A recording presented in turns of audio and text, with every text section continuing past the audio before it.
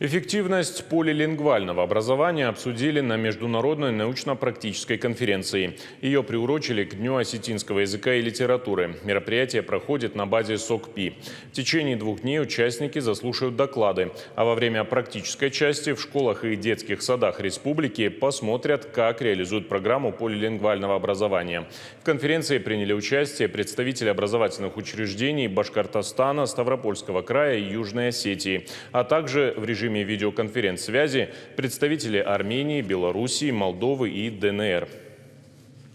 Самое главное – это поликультурное образование, потому что во всех предметах, во всех учебных пособиях идет связь с сохранением культурных традиций Осетии, связь культурных традиций Осетии с другими народами России и зарубежья. Ежегодное расширение круга образовательных организаций, которые выступают базовыми, это и есть показатель эффективности этой модели.